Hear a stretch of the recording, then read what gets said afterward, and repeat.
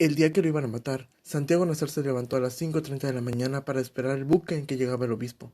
Había soñado que atravesaba un bosque de higuerones donde caía una llovizna tierna y por un instante fue feliz en el sueño. Pero al despertar se sintió por completo salpicado por cagada de pájaros. Siempre soñaba con árboles, me dijo Plácida Linero, su madre, evocando 27 años después los pormenores de aquel lunes ingrato. Hola, ¿qué tal? ¿Cómo están todos el día de hoy? Les habla Pepe y esto es Las Letras de Dante.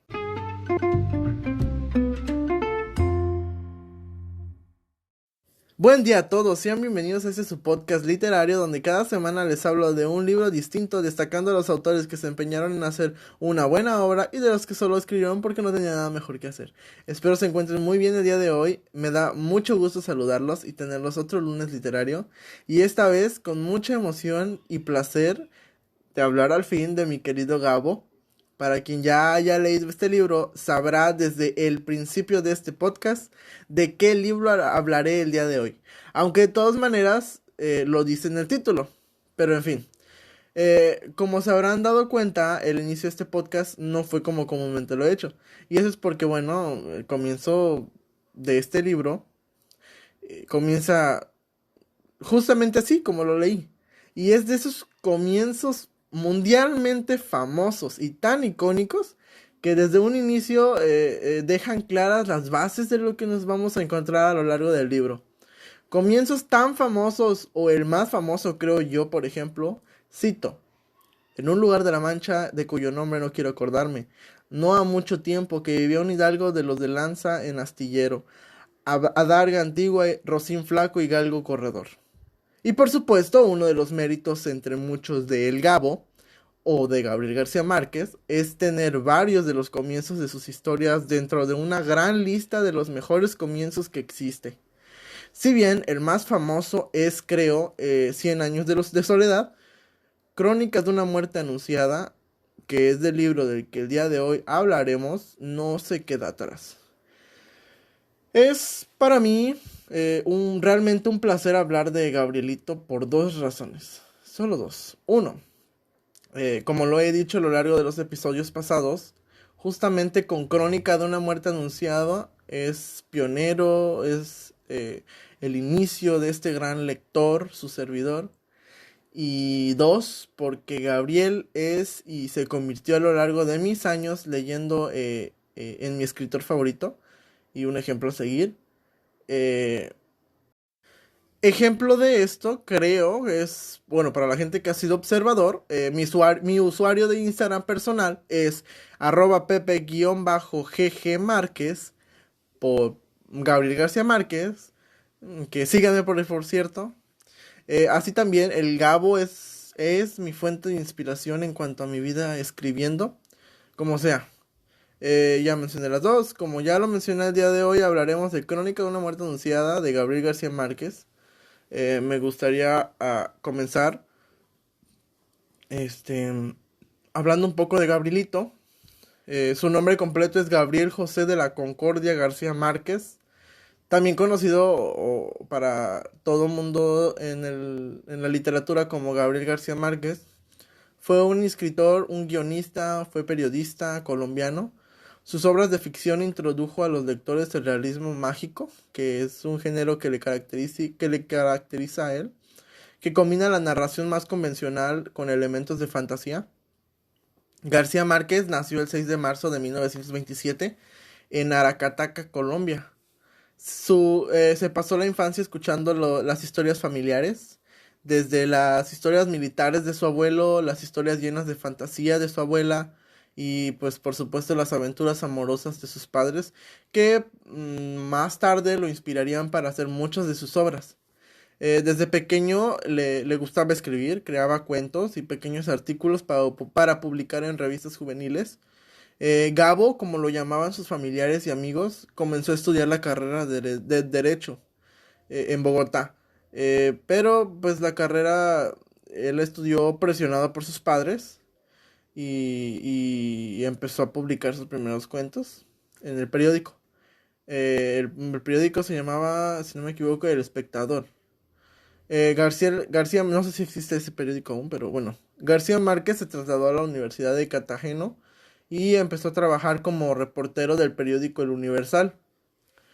Durante su etapa universitaria conoció a Mercedes Bercha, con la que se casaría años después y tendría dos hijos, Rodrigo y Gonzalo. Gabriel García regresa a Bogotá para trabajar en El Espectador como reportero y crítico de cine, y Gabo desarrolló un interés particular por la televisión y el cine. A lo largo de su vida participó como guionista y bueno, mientras trabajó en el periódico publicó su primera novela, La hojarasca, con la que dio inicio, pero no lo hizo famoso, y un extenso reportaje por la entrega Relato de un náufrago, que fue censurada por el régimen de aquellos tiempos, en ese momento. Se mudó a México y publicó su segunda y tercera novela, El coronel no tiene quien escriba y La mala hora, respectivamente. Durante meses, Gabriel García Márquez se encerró en su casa de la Ciudad de México para completar su novela con la que creo se hizo más famoso, que fue Cien años de soledad, que fue publicada en 1967 y que probablemente la mayoría de los que escuchen esto, si conocen a Gabriel García Márquez, fue por Cien años de soledad, porque esta novela fue aclamada internacionalmente, vendió millones de copias en todo el mundo. Y así, bueno, durante las siguientes décadas escribió varias novelas más, entre ellas Crónica de una muerte anunciada, por supuesto, y El otoño del patriarcado. También saldrían a la venta volúmenes de cuentos y relatos como La increíble y triste historia de la cándida Herándida y de su abuela desalmada. En 1982 le dieron el Premio Nobel de Literatura. Unos años más tarde publicaría El amor en los tiempos de cólera, inspirada en la historia de amor de sus padres. En sus últimos años, Gabriel García Márquez escribió sus memorias, Vivir para contarla, en 2002, y más tarde publicaría su última novela, Memorias de mis putas tristes.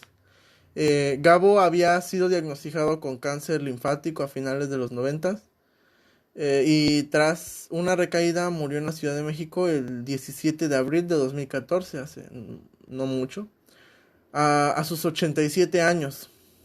Sus obras lograron una gran aclamación por parte de la crítica y un gran éxito comercial. Vendieron millones de copias y creo que actualmente bueno, hace no mucho hubo una reedición de sus novelas y tienen una reedición muy bonita, la verdad.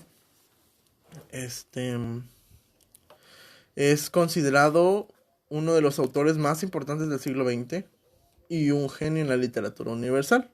Pero bueno, dejemos de hablar un poco ya de Gabriel, de introducciones, y empecemos a hablar del libro como tal. Como es costumbre, les leeré la sinopsis y hablaremos del libro. La sinopsis dice así, cito: Anda niña, dinos quién fue. Ella se demoró apenas el tiempo necesario para decir el nombre. Lo buscó en las tinieblas, lo encontró a primera vista entre los tantos y tantos nombres confundibles de este mundo y del otro, y lo dejó clavado en la pared con su dardo cartero, como a una mariposa cuya sentencia estaba escrita desde siempre. Santiago Nazar dijo: basada en un suceso real, la reconstrucción literaria, laberíntica y polifónica del ineluctable y brutal asesinato de un hombre en una remota población fluvial caribeña significa la apuesta más arriesgada de Gabriel García Márquez hacia una novela total. Microcosmos trágico explora el ancestral atrevismo de la Virgen en la cultura hispánica, donde se entretejen las ideas de la moral pública, el honor familiar y la conciencia de clase, al tiempo que elabora una magistral vuelta de tuerca sobre el indisoluble vínculo entre el amor y la muerte, lo que, junto con el resto de su obra, le valdría a Gabo recibir el premio Nobel el año siguiente de su publicación. Pues bueno, ya vemos, de entrada este libro es algo curioso, porque, bueno, desde un inicio o el mismo título nos puede presentar o nos puede parecer que es un spoiler, porque, bueno, nos dice cómo va a terminar el libro y el final es en la muerte de Santiago Nazar. Sin embargo, eso no le quita lo interesante o la satisfacción de cada página. Y lo digo porque para quien ha leído a Gabriel García Márquez sabrá a lo que me refiero, y para los que no, pues qué pena. No es cierto. A lo que me refiero es que las narraciones de Gabriel que Gabriel se echa en esta novela son estupendamente majestuosas. Además de que cada página, eh, la incertidumbre de saber cómo es que habrá una muerte y todo el mundo lo sabe. Pero bueno, en un momento hablaremos de la historia. También te atrapa en el momento previo del asesinato, los momentos después, los personajes que están involucrados de alguna manera y la ambientación. Como dije, las narraciones es un aspecto de la novela que son verdaderamente las que te atrapan. No en sí el final, como es en el caso de muchos libros que no se sabe el final y pues lo tienes que averiguar hasta vaya a leerlo. Y bueno, esos aspectos y características se le atribuyen a un gran escritor y pues faltaba más decirlo que Gabriel García Márquez lo consigue en cada libro que escribe. El argumento que narra es muy sencillo. En general, los gemelos Vicario asesinan a Santiago Nazar para subsanar la deshonra de su hermana. Mientras todo el pueblo, que evidentemente sabe que va a ocurrir y que lo van a matar, no hace nada para impedir esa tragedia. Sin embargo, lo que lo hace tan extraordinario es la forma en que Gabriel relata todo. Cabe destacar que esta historia, como lo dice bien la sinopsis, está basada en un hecho real y lo realizó combinándolo con su ya conocido realismo mágico y lo que fue o lo que hizo fue transformar una historia en una pequeña novela que tiene, como su nombre indica, un estilo de crónica. Esta novela está narrada en pasado, porque, bueno, lo repito, narrada está por un amigo de Santiago Nazar, que después de años, si no me equivoco, pues sí, son 27 años después, lo dicen al principio, del asesinato, regresa al pueblo y comienza a recopilar testimonios y detalles que le permiten reconstruir los hechos de aquel trágico día, aquel trágico lunes. El objetivo que tiene es desvelar algunas dudas que no se conocen todavía y esto es lo que se nos presenta en general. Es un constante revoloteo sobre los acontecimientos que dieron lugar a el asesinato. Eh, en este libro se cuentan los sucesos de una manera muy creativa porque tienen varias perspectivas, tiene muchos personajes. Es el libro que más personajes tiene, que yo he leído, por supuesto, y cada uno va recordando desde su punto de vista lo que pasó ese día. Es un poco confuso al principio, porque pues sí, son muchos personajes. Probablemente no se van a acordar de todos los nombres. Me pasó a mí solo recuerdo de los más importantes: Santiago Nazar, Cristo Bedoya, Bayardo San Ramón, entre otros. Este, pero sí. em, y cada personaje pues va diciendo desde su punto de vista lo que pasó ese día y cómo todo se fue encaminando para concluir con lo mismo, con la muerte de Santiago Nazar. Quiero abrir un pequeño paréntesis. En esta novela sí hablaré de todo. Probablemente si fuera otro libro diría que hablaría con spoilers, pero el mismo libro es un spoiler, así que esta vez no me tentaré la lengua y hablaré de todo el libro, como sea. Este personaje comienza entrevistando a todas las personas que se involucraron directa e indirectamente con Santiago y su muerte. Comienza entrevistando a su madre. Como bien dice la introducción, el día que lo iban a matar, Santiago Nazar se despertó a las 5:30 de la mañana, había dormido poco por la fiesta del día anterior. Santiago administraba la hacienda de su padre, tenía conocimientos de armas.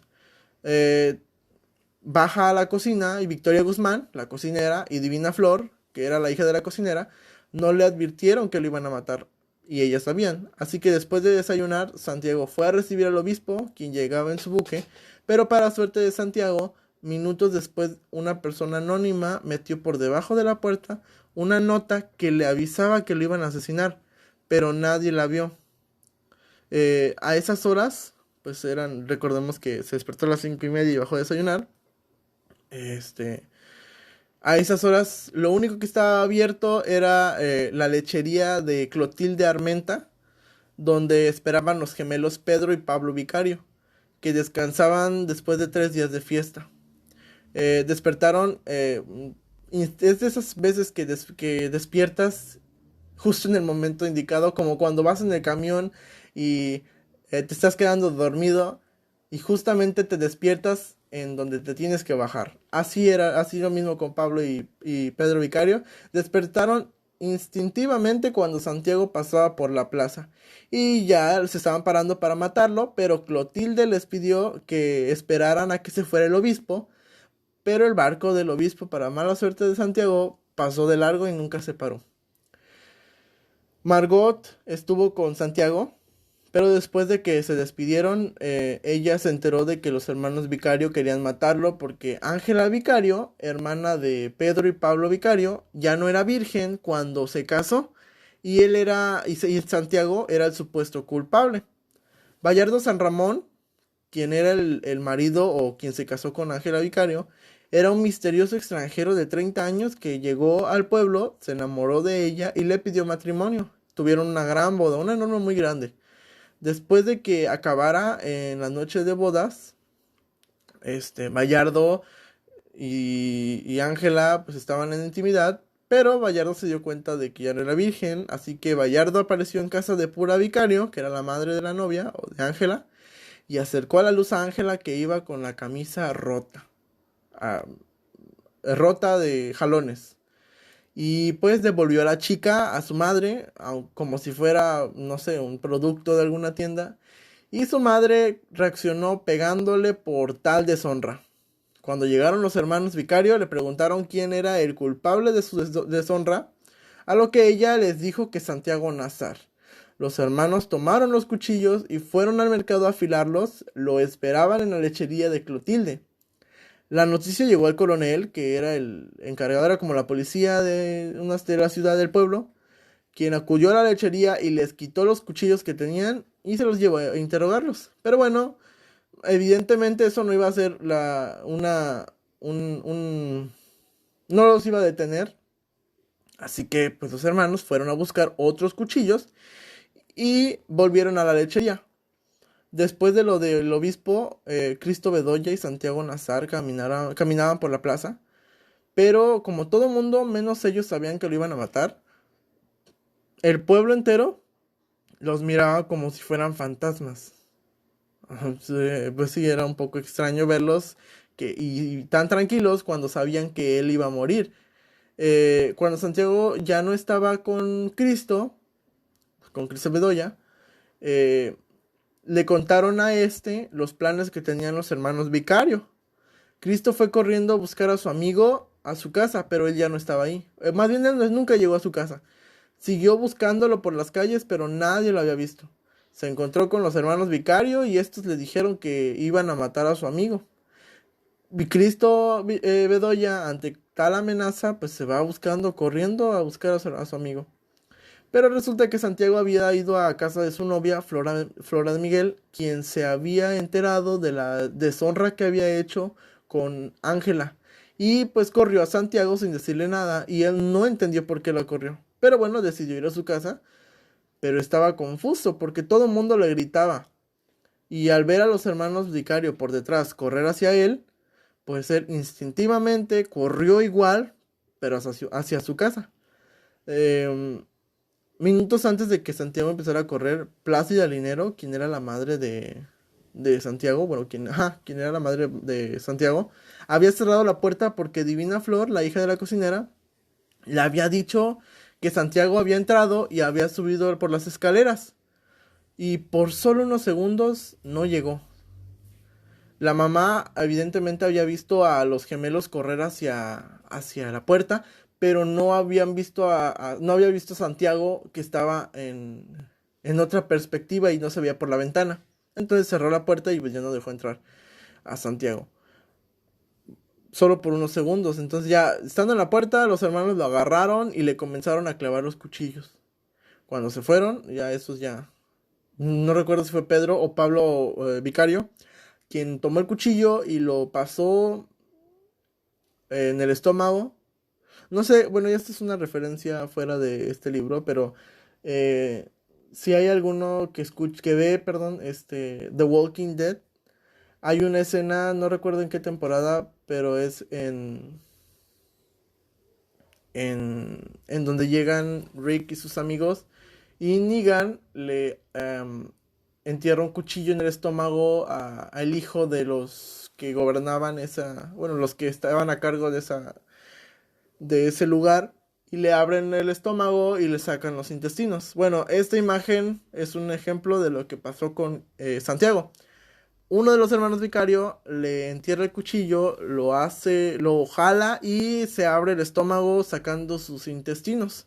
Santiago, ya que se fueron los hermanos, perdón, Santiago ya se arrastra hacia su casa y alcanza a llegar a la cocina pues de su casa, vaya lo que estoy repitiendo mucho. Eh, Su mamá lo ve y no puede creer lo que había visto, le había cerrado las puertas a su propio hijo y muere en la cocina. Después de un tiempo se realizó una autopsia, una rudimentaria autopsia, y el cuerpo fue expuesto públicamente. Los hermanos vicarios se confesaron, pero eso no evitó que no fueran a la cárcel. Fueron a la cárcel durante 3 años, muy poquito tiempo. Pero bueno, pero aún así, aunque fueron a la cárcel, no se sentían culpables, ya que según ellos era una cuestión de honor. Prudencia Cortés se casó con Pablo Vicario, quien heredó el taller de su padre, y Pedro Vicario se enlistó en las Fuerzas Armadas, y uno de sus patrullas desapareció con él. No se supo nunca más de él. Bayardo San Ramón desapareció después de aquella deshonra, y después de 23 años apareció en casa de Ángela Vicario con una maleta llena de cartas sin abrir que Ángela Vicario le había mandado todas las semanas. En la investigación que se hizo nunca se encontraron pruebas de que Santiago había sido el que desvirgó a Ángela. O sea, Santiago no tenía la culpa, pero aún así murió. La culpa era de otra persona y nunca se supo quién fue. Lo irónico de esta novela es que todo el mundo sabe que Santiago morirá, excepto el mismo Santiago. Todo el mundo de alguna manera intuye que Santiago va a morir, se cuchichean entre ellos, pero no llega a los oídos de Santiago. Nadie se preguntó ni siquiera si Santiago estaba preparado, porque a todos les parecía imposible que no lo estuviera. Eh, pero bueno, en conclusión, lo que puedo decir de esa novela es que es una novela corta, de una estructura y un manejo del tiempo impresionante e impecable. Hay varios saltos de tiempo que hablan del pasado, el presente y el futuro. Y se expresa el machismo y la violencia y la superstición de un pueblo que a su vez retrata lo irónico de una muerte que por más que se pudo haber evitado, se cumple sin lugar a uno. Pero pues, ¿qué más les digo? Les recomiendo leerlo y si bien al principio les puede parecer algo extraño, porque bueno, como les dije ya hace un momento, desde un inicio se cuenta el final, pero les prometo que les gustará y les enganchará a todos, tanto como a mí. Este, Cabe resaltar, o más bien sobra decir que este libro le doy pues 5 estrellas de 5 porque pues ya saben, primer libro que les estuve diciendo en varios de mis podcasts pasados. Es el libro que inició todo con mi gusto por los libros, etc, etc. En Goodreads ya tiene mis 5 estrellas. Así que bueno. Como les había dicho, esta edición es nueva. Bueno, no está nueva. No sé qué fecha dice aquí. A ver, vamos a ver.